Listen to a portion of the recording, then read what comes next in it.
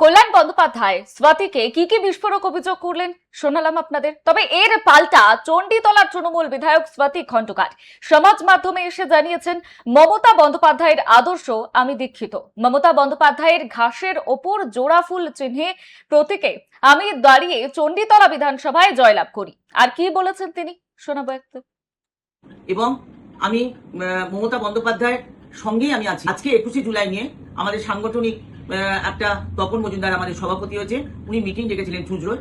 তা সেখানে আমাকেও ফোন করা হয়েছিল, কিন্তু আমার পা ভাঙা, আমি যেতে পারিনি। উনি যা পারলেন তাই বললেন।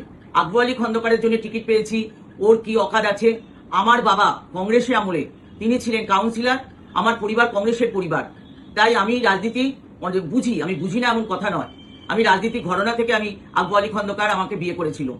আজকে উনি কি করে বলেন যে সাথী খন্দকার বেইমানি করেছে। আজকে ওনার সন্তান যারা দিদির পয়সা খেতে পেত না, দিদির পয়সায় খেতে পেয়েছে, মানুষ হয়েছে, সেটা দিদি বলুক, ওনাকে বলতে হবে না।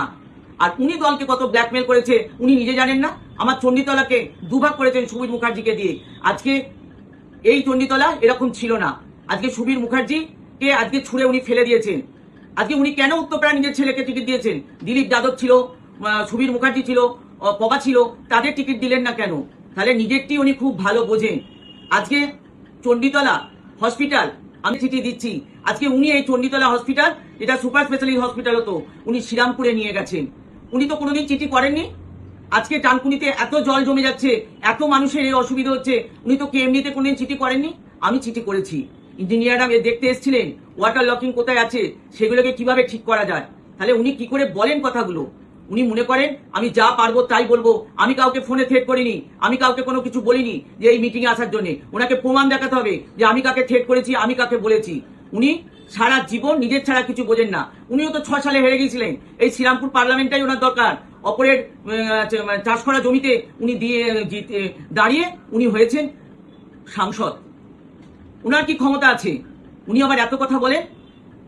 আজকে আমার পা ভেঙে গেছে, 41 দিন 42 দিন হয়ে গেছে, একটা সাংসদ ফোন করেনি। আমি যখন সবাই যখন শপথ নিয়েছে, কেউ আমায় একবার ফোন করে খবর নেয়নি সাথী কেন শপথ নিতে এলো না। আমি দিদির বাড়িতে ফোন করেছিলাম। আমার যখন হার্ট ফেলিওর হয়ে গেছিল, আমি বেডে আসার পর আমি দিদিকে শোভনদাকে ফোন করি। শোভনদাকে ফোন করার পর শোভনদা বললো সাথী তুই দিদিকে ফোন কর। তখন আমি বললাম দিদির ফোন নাম্বার 15 বছরে আমার কাছে নেই। আজকে উনি কি করে বলেন? আমি ফোন করেছিলাম দিদির ল্যান্ড ফোনে, তখন সুভাষিস বাবু বলে কে একজন ফোন ধরেছিলেন, ধরে বলেন আপনি ফোন করুন শোভনদেব চট্টোপাধ্যায়কে। আমি বলেছিলাম আমি শোভনদেবদাকে ফোন করেছি, আপনি এই কথাটা বলবেন যে আমি আকবরের বউ, আকবর অনেক পুরনো দিদিকে, যে আমি শপথ নিতে পারিনি, আমার পাটা ভেঙে গেছে। উনি বললেন আমিও পুরনো, বলে ফোনটাকে ধপাং করে কেটে দিলেন। তাহলে আমার প্রতি কি অন্যায় অবিচার হয়েছে? 21শে আমার ছেলেকে কিভাবে কল্যাণ বন্দ্যোপাধ্যায় যা তা কথা বলেছে, উনি কোনোদিন ছাড়েননি। যা পারেন তাই বলেন। ওনার যে রাইট হ্যান্ড পাপ্পু, উনি কেন 5 তলা হোটেলে গিয়ে মিটিং করতে গেলেন? তাকে কিছু বললেন না উনি? আজকে আমাকে বলছে ঢুকতে দেবো না। আমার বিধানসভায় আমি ঢুকবো কি না ঢুকবো ওনাকে কৈফিয়ত দেবো নাকি? উনি নিজের পার্লামেন্টে আসুক, নিজে এসে মিটিং করুক। বড় বড় কথা উনি চুঁচড়োয় বললে হবে না। আর ওনার জন্য সব থেকে এই এমপি গুলো চলে গেছে, ওনার এই রকম একটা অন্যায় কথাবার্তার জন্য। আজকে এমপি গুলো নেই কেন, চলে গেলেন কেন? উনি আজকে সব এমএলএদের এইভাবে তাড়াতে চাইছেন। উনি আগে নিজে ঠিক হন, তারপরে সবাই বিচার করবে।